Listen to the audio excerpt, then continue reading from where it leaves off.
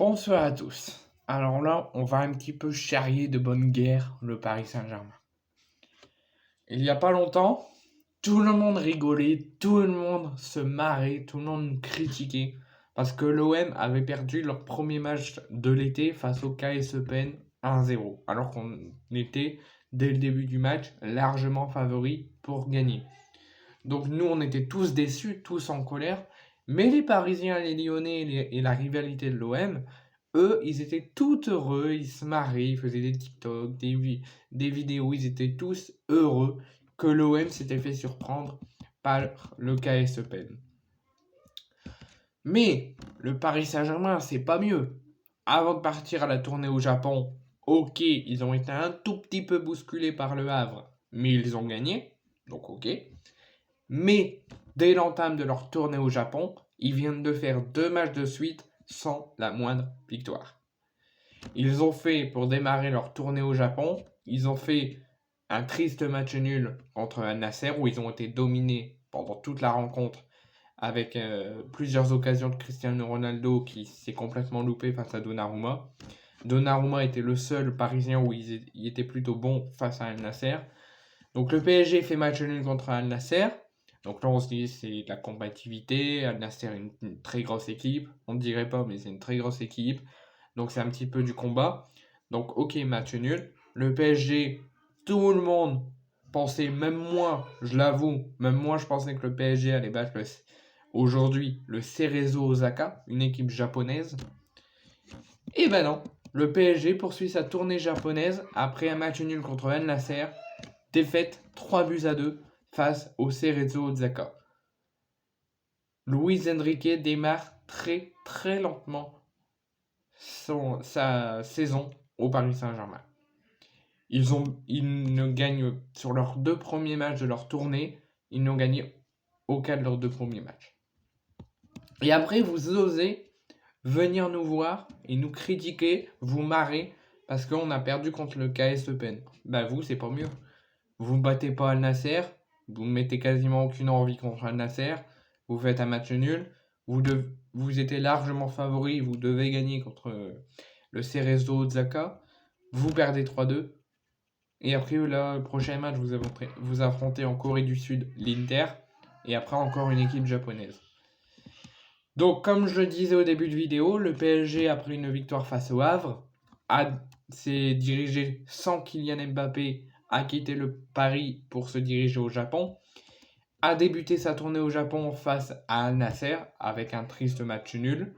Donc le PSG, en guise de 3e match de préparation estivale et en guise de recherche de toute première victoire, ils affrontaient le Cerezo Osaka. Excusez-moi.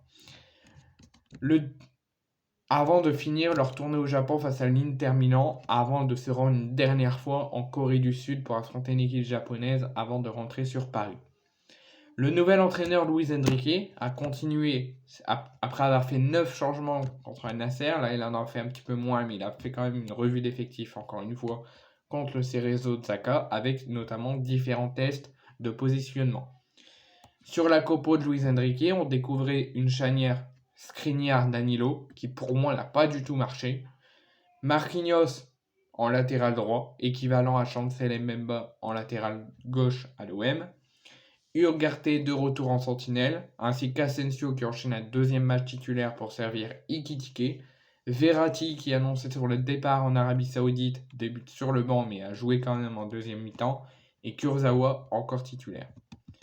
Le premier quart d'heure ressemblait comme 2 gouttes d'eau aux 2 premiers matchs du PSG, notamment le match contre Al Nasser.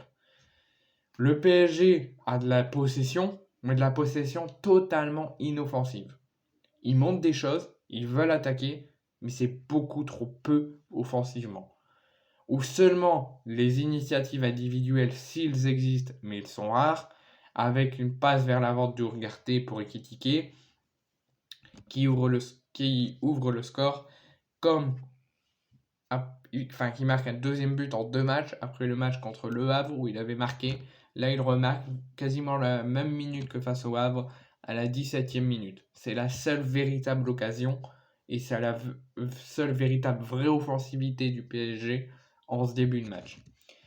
Néanmoins, Habituellement, on voit le PSG contrôler, faire attention, essayer peut-être d'en mettre d'autres, surtout face à une équipe qui sont largement inférieures que eux. Et ben non, le PSG ne profite pas longtemps de son avantage, avec une défense trop glorieuse et trop à l'ouest entre Skriniar et Danilo. Ça permet Jordi Cruyff de faire une contre-attaque, de partir droit vers l'avant et de faire un 1 contre 1 avec Donnarumma et égalisation qui conclut avec une frappe sèche malgré les retours à la dernière minute de Skriniar et Marquinhos. 22e minute, un but partout. La charnière Skriniar-Danilo, pour moi personnellement, a montré des signes très inquiétants et n'a pas beaucoup marché. Il y a seulement encore Donnarumma qui a baissé un petit peu en volume d'intensité, qui n'a pas fait le même match contre Al Nasser, mais qui a quand même été bon. Encore une fois, il n'y a que lui qui était bon. Et avec peut-être Ekitike. Le PSG commence à essayer un tout petit peu de renchaîner les occasions, d'essayer enfin de mettre de l'intensité et de se montrer. Un petit peu plus de mouvement, notamment incarné par le joli numéro réalisé par Vitinha et Ekitike. Vitinha passe à Ekitike, Ekitike talonne pour Vitinha. Face à face, le lob, 2-1 au retour des vestiaires pour le Paris Saint-Germain. Encore une fois, le PSG ne conserve pas longtemps, comme en première période, son avantage. Mais avant, Luis Enrique procède à une vague de changements. Il en avait fait 9 contre Al Nasser. Là, il en fait quasiment 9, mais pas 9 contre Cerezo Osaka, avec les entrées notamment de Verratti, qui hérite du brassard de capitaine, avec Lucas Hernandez ou encore Neo Lemina.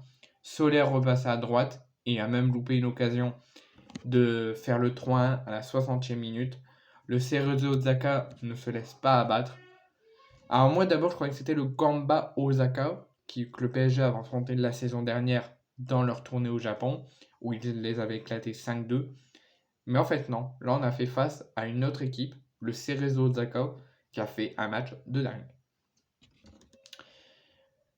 Le Cerezo Osaka, comme je viens de vous dire, même s'ils sont menés, même s'ils marquent et qu'ils galèrent un peu, qu'ils se font marquer le deuxième but, ils sont tout le temps là.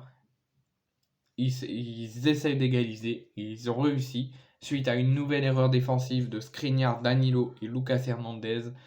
Kitano contrôle dans la surface et explose d'une demi-volée à la 70e minute.